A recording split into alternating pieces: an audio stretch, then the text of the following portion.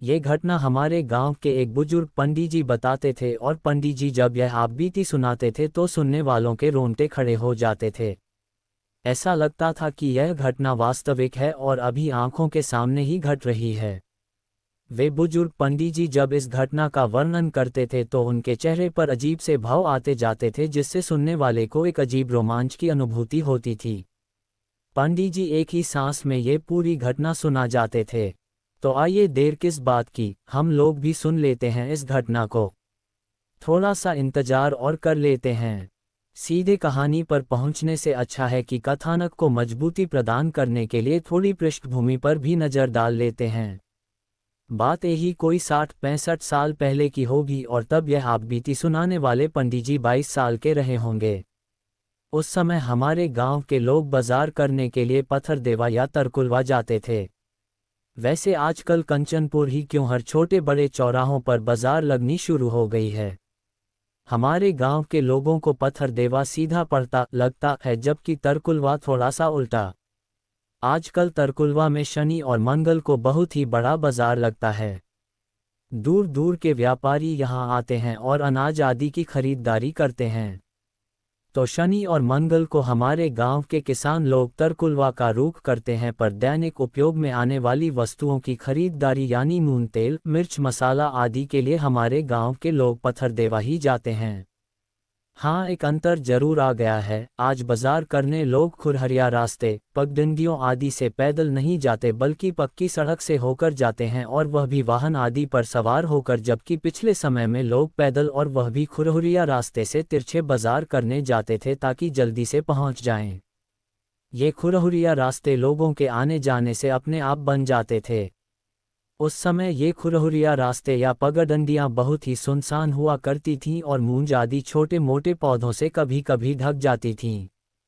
दोपहर और दिन डूबने के बाद तो इन खुरहुरिया रास्तों और पगडंडियों पर कभी कभी ही कोई इक्के दुक्के आदमी दिखाई दे जाते थे। इन खुरहुरिया रास्तों और पगडंडियों के अगल बगल में कहीं कहीं दूर तक फैले हुए खेत होते थे तो कहीं कहीं भयावह बयावान छोटे मोटे जंगल या पुरखे पुरनियों द्वारा लगाए हुए बाग बगीचे। उस समय हमारे गांव के लोग पत्थरदेवा इसी प्रकार की एक पगडंडी से होकर जाते थे, जो एक नहर को पार करते हुए सुनसान बाग बगीचों मूंजहानी आदि से होकर गुजरती थी। हमारे गांव से पत्थरदेवा की दूरी लगभग 1 कोस है, पर आज ये दूरी बहुत ही कम प्रतीत होती है क्योंकि सड़कों के निर्माण के साथ साथ बीच बीच में बहुत सारे भवनों का निर्माण भी हो गया है, जिसके कारण हमारे गांव से पत्थरदेवा के बीच छोटी मोटी दुकानों से लदे कई स्थान बस गए हैं। आजकल जंगलों बाग बगीचों आदि को काटकर समतल खेत या पक्के घर बना दिए गए हैं। यानी सब मिला जुलाकर कहूं तो पत्थरदेवा हमारे गांव से ही समझिए दिख रहा है। तो आइए अब मझिया वाले बाबा की जयकार करते हुए हनुमान जी की दुहाई देते हुए सीधे कहानी की ओर रुख करते हैं। पंडित जी की उस रोमांचक भूत ही कहानी को अब और भूत ही न बनाते हुए सुना ही देता हूँ। एक बार की बात है कि हमारे गांव के वे पंडित जी पत्थरदेवा बाजार करने गए। दिन ढल चुका था और शाम हो गई थी। पत्थरदेवा में उनका ममाहार भी था। बाजार में उनके मामा मिल गए और उन्हें घर चलने के लिए आग्रह करने लगे। पंडित जी ने कहा कि फिर कभी आऊँगा तो घर पर चलूँगा, अभी मुझे कुछ जरूरी सामान लेकर घर पर जाना है क्योंकि मैं अक्सरुआ अकेला आदमी हूँ और घर के साथ गाय गोरू की भी देखभाल करनी है। पर पंडित जी के मामा माने नहीं और उन्हें अपने घर पर लेकर चले गए। पंडित जी जल्दी जल्दी में मामी का दिया हुआ भुजा भरी खाए, रस पिए और फिर आने का वादा करके वहां से चलने को हुए। उनके मामा ने कहा कि रात हो चुकी है, कहो तो मैं चलकर छोड़ देता हूं या रुक जाओ, कल चले जाना। पर पंडित जी को तो अपनी गाय दिखाई दे रही थी जो दोनों जून लगती थी और एक वर्ग यानी एक आदमी के अलावा वह दूसरे को दूहने नहीं देती थी, हो गई थी। पंडित जी अपनी निडरता का परिचय देते हुए मामा से बोले कि मैं अकेले चला जाऊंगा, आप कष्ट न करें। इतना कहकर पंडित मामा के घर से निकलकर अपने गांव की ओर चल दिए। अब लगभग रात के 9 बज चुके थे। जिस पगडंडी से होकर हमारे गांव के लोग पत्थरदेवा आते जाते थे वह पगडंडी एक बहुत ही घनी और भयावह बगीचे से होकर गुजरती थी। इस बगीचे में आम, महुआ, जामुन इत्यादि पेड़ों की बहुलता थी, पर बीच बीच में कहीं कहीं बरगद जैसे बड़े पेड़ भी शोभायमान थे। इस बगीचे को मझिया वाली बारी के नाम से जाना जाता था। यह बारी बगीचा सिधावे नामक गांव के पास थी। आज भी इसका नाम वही है, पर इसका अस्तित्व खत्म होने की कगार पर है। लगभग सारे पेड़ काटे जा चुके हैं। आज हम भले कहते फिरते हैं कि एक पेड़ 100 पुत्र समाना, पर मन का भाव रहता है 100 कांटों पर एक भी न लगाना। शायद हमें पता नहीं कि इन पेड़ पौधों की हत्या कर हम अपने वजूद को ही मिटाने पर लगे हुए हैं। जब हमारे गांव के पंडित जी इस बगीचे में पहुंचे तो उनकी हिम्मत जवाब देने लगी। उनकी सांसें तेज और शरीर पसीने से तरबतर। कारण ये था कि पगडंडी पर आगे भूत प्रेतों का जमावड़ा था और वे चिक्का, कबड्डी आदि खेल खेलने में लगे हुए थे। उन भूत प्रेतों के भयावह रूप, उनकी चीख पुकार, मारपीट किसी भी हिम्मती और हनुमान भक्त को भी मूर्छित करने के लिए पर्याप्त थी। पंडित जी की सुने तो लगभग 100 से ऊपर भूत भूतनी थे और ऐसा लग रहा था कि मेला लगा हुआ हो। भूत प्रेतों की डरावनी आवाज सुनकर ऐसा लगता था कि कलेजा मुंह को आ जाएगा। पूरा शरीर कांपने लगा था। मुंह से आवाज भी नहीं निकल पा रही थी कि हनुमान चालीसा ही पढ़ा जाए। पर ये भूत प्रेत पंडित जी से अनजान होकर खेल खेलने में ही लगे हुए थे।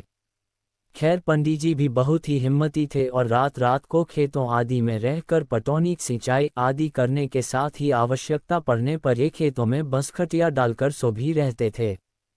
पंडित जी थोड़ी और हिम्मत किए और एक पेड़ की आड़ में खड़े होकर तेज सांसों से मन ही मन हनुमान जी को गुहराने लगे। उनकी सांस तो बहुत ही फूल रही थी, पर करें तो क्या करें। वे अपने सांसों पर काबू करने के साथ ही यह सोच रहे थे कि कब ये भूत रास्ते से हटें और मैं लंक लगाकर भागूं। तभी उन्हें कुछ याद आया और वे मन ही मन हंसे।